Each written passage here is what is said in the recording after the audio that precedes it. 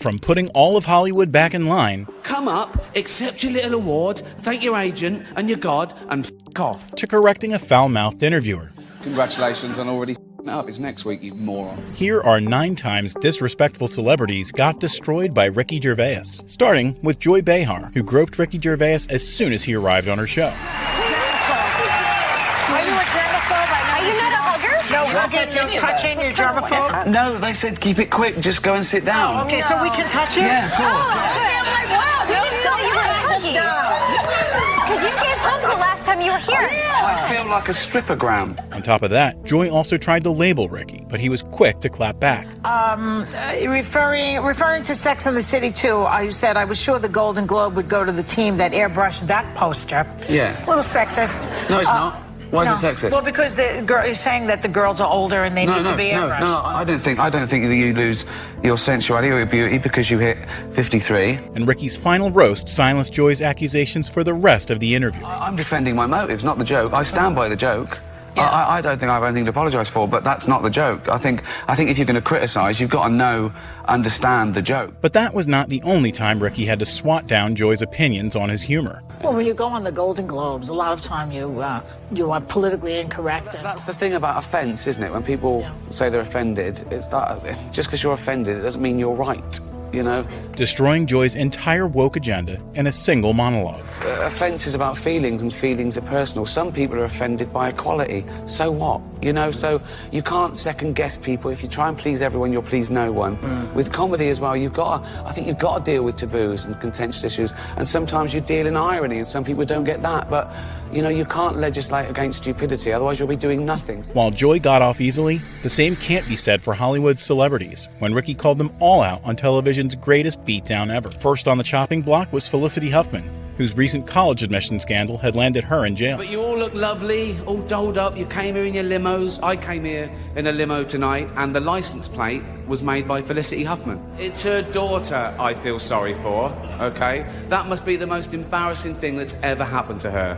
And her dad was in Wild Hogs. And then came Leonardo DiCaprio's turn. The Irishman was amazing. Long, but amazing. It wasn't the only epic movie. Once Upon a Time in Hollywood, nearly 3 hours long. Leonardo DiCaprio attended the premiere, and by the end, his date was too old for him. But Ricky didn't stop, even if his jokes made everyone uncomfortable. Tonight isn't just about the people in front of the camera. In this room are some of the most important TV and film executives in the world. People from every background, but they all have one thing in common. They're all terrified of Ronan Farrow. He's coming for you. He's coming for you. And Ricky had no plans to take his foot off the gas. Our next presenter starred in Netflix's Bird Box, a movie where people survive by acting like they don't see a thing. Sort of like working for Harvey Weinstein. You did it. I didn't. You did it. Shut the f*** up. But after finishing with specific celebrities, Ricky put all of Hollywood in his scope. Yeah. So, if you do win an award tonight, don't use it as a platform to make a political speech, right? You're in no position to lecture the public about anything. You know nothing about the real world. Most of you spent less time in school than Greta Thunberg. So, if you win, right, come up, accept your little award, thank your agent and your God, and f*** off, okay? As his monologue came to an end, Ricky also gave the award show its due credit. This show should just be me coming out going, well done, Netflix, you win everything. Good night. But no, we've got to drag it out for 3 hours. You could binge watch the entire first season of Afterlife instead of watching this show. That's a show about a man who wants to himself because his wife dies of cancer, and it's still more fun than this, okay? And in his classic fashion, Ricky dropped one last bomb before he left. Spoiler alert, season 2 is on the way, so in the end, he obviously didn't himself. Just like Jeffrey Epstein. Shut up! I know he's your friend, but I don't care.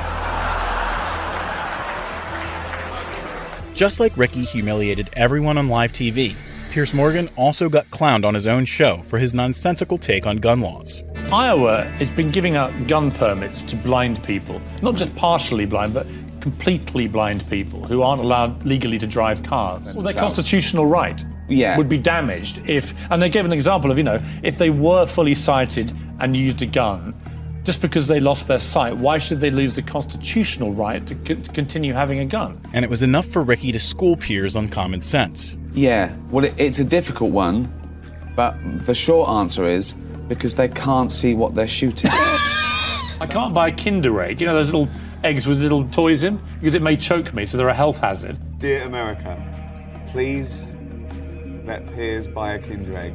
but don't let him buy a gun. Just like Ricky called out Piers' absurd take, Rebel Wilson and Ben Stiller were also called out for their eccentric behavior on The Graham Norton Show. It all started when Rebel was sharing a childhood story. We went in like shopping centre talent contests to try to make money. Yeah. What, just turn up? Yeah, like in the middle of the shops, and like there's a little stage, and like little local kids get up and do an act, and like you might win like $10. And her awkward story only created an open invitation for Ricky to roast her. I never knew you were this weird. Really? No, because you kept it. We worked together for a couple of days. And I know. You're absolutely mental. In a nice way? Yeah. Yeah. But fortunately for Rebel, Ricky shifted his crosshairs when Ben Stiller was discussing a gift he received. And is it true that those prosthetic arms? Yes. Yeah. And when we wrapped that movie, Tom sent me as a gift those arms. What a beautiful in a case. Yeah. I love it. And it's like he's smashing a Diet Coke can in the arms. So What would you use a Tom Cruise arm like that for, though? It's hard to know, is it? What good is that? And Ricky couldn't help sneaking in a few more jokes. I collect stuff from movies, some of the stuff, movies I've done, but really mainly Star Trek memorabilia, because I love Star Trek. Oh, such a nerd. But when Ben continued sharing his Star Trek obsession, Ricky pulled his leg one last time. I love the original series, so I have, I have the Gorn head from the original series from the episode Arena, where... I know, I'm just nodding. Oh, the Gorn head. The Gorn head. I have... What the f*** is a Gorn head? While Ricky was just having friendly banter, he wouldn't hold back much for Jonathan Ross, who took shots at Ricky's show from the start. He has just finished a new series of extras. It's frankly, I've seen some of it, it's a shoddy piece of work, but it's redeemed only by a cameo appearance in the final episode. That's right, finally landed the big one. Ladies and gentlemen, Mr. Ricky Gervais! But Ricky was in no mood to let it slide. You've been on this show so many times, it's like you're my sidekick or something here. Yeah. Now, Just show clips. A new series of extras starts this week. Congratulations on getting a second series, essentially, but also... Congratulations on already f***ing it up. It's next week, you moron. And Ricky quickly exposed Jonathan's TV reality side. It's a more traditional sitcom. It looks a bit postmodern with the sort of meta level of, a play within a play, but it's... we think it's funnier. You're a film reviewer, you should know these words. That was like a proper answer to a proper question then. I know, so you'll cut it out. But as if that wasn't enough, Ricky kept taking Jonathan to the cleaners. I do look a bit more like Parker these days, I don't know, that's the problem. You're getting me confused. He's kept himself in trim, look at you. Undo the button, go on, let it hang out. Look at this, look at this. Nothing there. There's nothing there. Fucking go. What? Look at that. And whenever John fumbled after that, Ricky took the chance to sneak a jab in. Will there be a third series? You did 2 series and a special of The Office, of course. Do that again. You did 2 series and a special of The Office, all right? People with me not smiling at your buffoonery. Will there Take 3. Why do you do this to me? Why do you come on and do this to me? Why do you just make my life easy? Fortunately for Jonathan, he only got humiliated once, unlike Mel Gibson, who Ricky called out 4 times for allegedly calling Winona Ryder an oven dodger, a term for Jewish people who escaped Hitler's concentration camps. Mel Gibson, come on. No, come on. I'm not going to have a go at him. He's been through a lot. Not as much as the Jews. But as if calling him out during the Emmys wasn't enough, he did it again at the Golden Globe Awards. First presenter is beautiful, talented, and Jewish, apparently. Mel Gibson told me that. He's obsessed.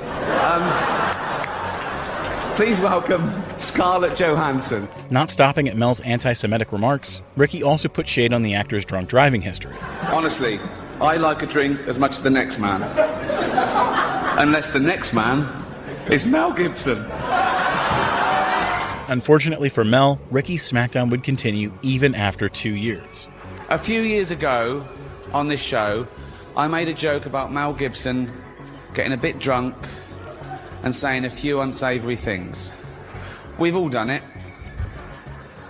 I wasn't judging him, but now I find myself in the awkward position of having to introduce him again. And before he finished the set, Ricky dropped 2 final bombs. Listen, I'm sure it's embarrassing for both of us, okay? And I blame NBC for this terrible situation. Mel blames... We know who Mel blames. Mel's forgotten all about it, apparently. That's what drinking does. While Ricky destroyed Mel harshly, Stephen Colbert got his schooling politely when he debated Ricky on religion. I know that you're an atheist, correct? Yeah. Okay. People have been debating... that's the devil waiting for you in hell, by the way. Would you want to debate the existence of God? Okay. Yeah. And while Ricky was proving his point, Stephen told Ricky something completely out of line. I don't need faith in science. I don't need faith to know that probably if I jump out of a window, every other time someone jumps out, they smash to the ground because of this thing called gravity. And I don't. then Yeah. Satan would be raping you. But even though Stephen continued his unnecessary aggression, Ricky calmly educated him. Why is there something instead of nothing? That makes no sense You at all. have to answer my question. That's not the two choices. No, but the choices I'm giving you, I'm the host. Well, I don't... You want to concede the debate? Why is there something instead of why is there nothing? Why does the universe exist at all? Why is there something? But surely the bigger question is not why, but how. Well, why is irrelevant. And Ricky just didn't stop there. So, you believe in one God, I assume? In 3 persons, but go ahead. So basically, you believe in... You deny one less God than I do. You don't believe in 2,999 gods, and I don't believe in just one more. Right. Nevertheless, Stephen desperately tried to one-up Ricky. Everything in the universe was once crunched into something smaller than an atom. But you don't know that. Well...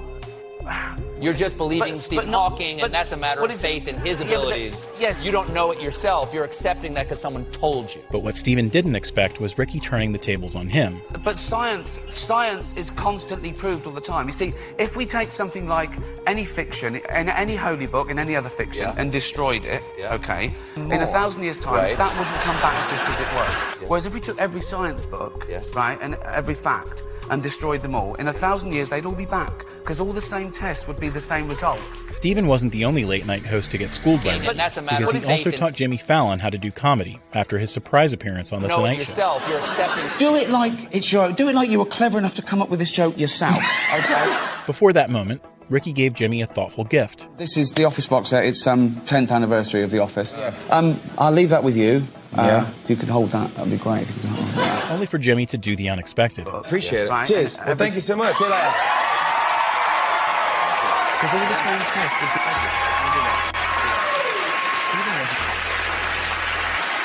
All right, guys. Hey, Nevertheless, Ricky stayed on the set to listen to Jimmy's jokes.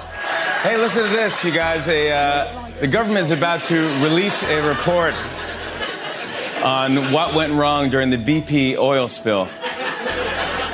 Or as Fish put it, hey, no rush. And after hearing that, Ricky couldn't help himself teach Jimmy about comedy. But I'm not doing that. It was shoddy. It was, I mean, you know, you didn't write it, and that's... But do it like...